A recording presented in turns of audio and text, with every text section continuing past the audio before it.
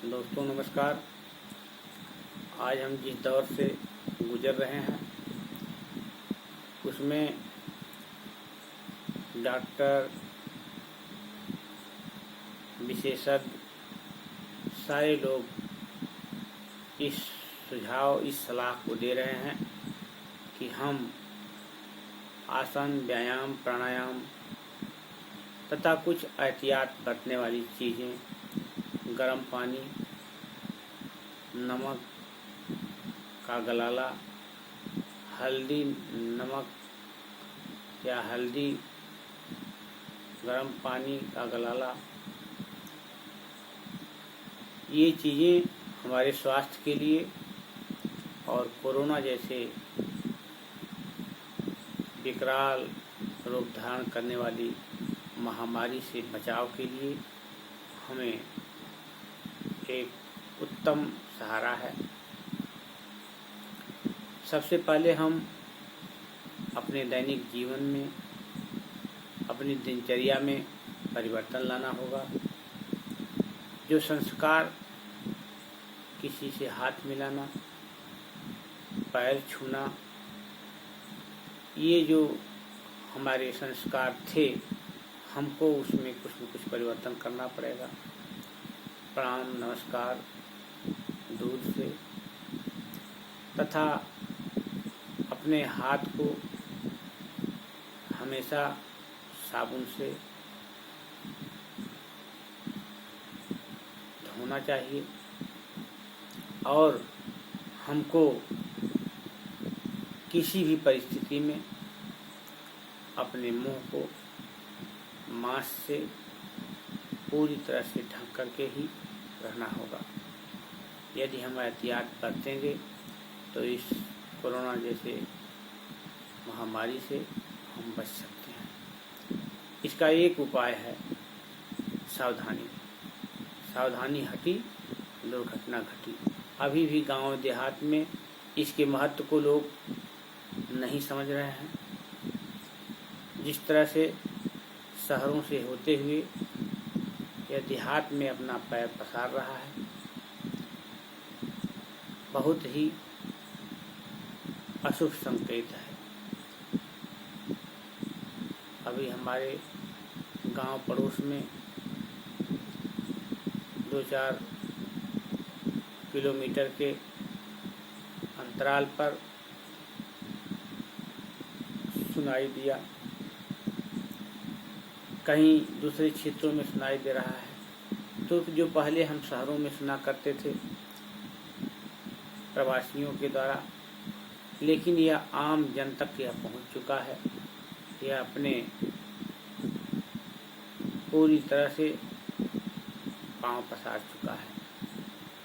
अगर हम इससे बचना है तो अपने शरीर की इम्यून पावर को बढ़ाना होगा। रोग से लड़ने की ताकत को हमें बढ़ाना होगा। यदि हमारी रोग प्रतिरोधी क्षमता मजबूत है तो हम कोरोना जैसी बीमारी से, कोरोना जैसी महामारी से, कोविड-19 हम बच सकते हैं। हमको अपने ही नहीं बल्कि हम सभ्य बुद्धिजीवी समाज के एक प्राणी हैं, एक अंग हैं। इसलिए हमारा दायित्व बनता है, हमारा फर्ज बनता है, हमारा कर्तव्य बनता है कि हम इसको सभी को बताएं, समझाएं। जब से यह संकट आया है, सभी लोगों ने प्राणायाम को, व्यायाम को, आसन को करने की सलाह देते रहे हैं। हमने भी अपने स्तर से प्राणायाम, योग, आसन